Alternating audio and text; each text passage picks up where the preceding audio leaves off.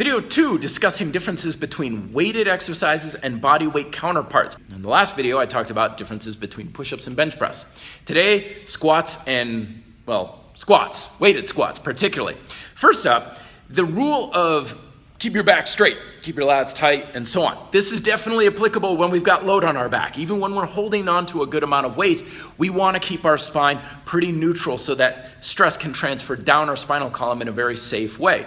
But with body weight, this doesn't really apply quite as well. In fact, you're probably well off letting your spine round. And the reason is, well, we don't have a load on our back. And your spine is like any other joint in your body. When you keep it locked, stiff, and tight all the time, in life and when you're working out, it gets stiff and tight and oftentimes weak, at least weak outside of that range of tension, and more prone to injury. When you start using your spine through a bigger range of tension, you're teaching it to be strong in all of these positions. And we can do that when we don't have a weight on our back. I'll be covering more on that in the next video on deadlifts and bridges. But let your spine round a little bit. It's okay. The other thing to consider is knee and foot position. Now, I'm definitely of the school of thought that knees track over your toes. So if your knees are out like this, your toes are out like this. You don't want your knees here and your toes facing forward. It's just easier on the joints. However, with advanced body weight exercise, we tend to bring things in closer for things like pistols, shrimp squats, close squats, and even lunges. So in the powerlifting world, or even in the squat world, we're told wider stance, knees out, toes out, pull your knees out. Very good tip. However, when we start getting narrower with things, we need to also pull things in as much as possible. So one of the reasons for this is we're trying to really engage this muscle, the adductor magnus. This is a huge muscle for hip strength, stability, and balance.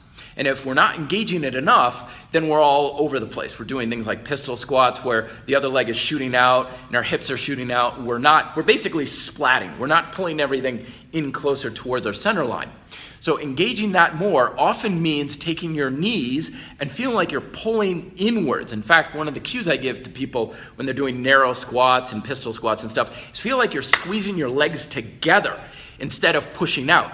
Now, you still are using your outer hips. But when you're doing unilateral leg moves, the outer hips and the adductor magnus, they kind of bring this tug of war to help stabilize the leg. Lastly, what we want to look at is these rules of don't let your knees pass in front of your toes and sit way back with your hips.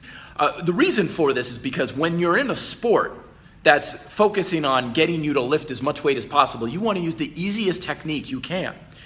But when you're doing things in the name of health and fitness, I take the opposite approach. We want to use the hardest technique possible. In fact, anytime someone's like, I've changed my technique and my reps went down or my weight went down, I'm like, good, you're on the right track. Because when we improve things from a technical standpoint, we improve our strength, balance, stability, mobility, and all sorts of other great things. And it's also less stress on your joints. Now, what I've learned over the years, and my clients tend to really fall favor with this, is we do better squatting by letting the knees pass way forward and our hips sink straight down, almost like you're trying to sit on the back of your heels. And what this does is it brings more mobility to your ankle and much more mobility to your hip. And this, believe it or not, brings a lot less stress to your knees. Why? Because it's spreading out the stress over 3 joints. You got your ankle, your knee, and your hip. And like I said before, if you lock a joint in place, your hips, your ankle, and you're limiting their mobility, you're asking your knees to basically shoulder the load.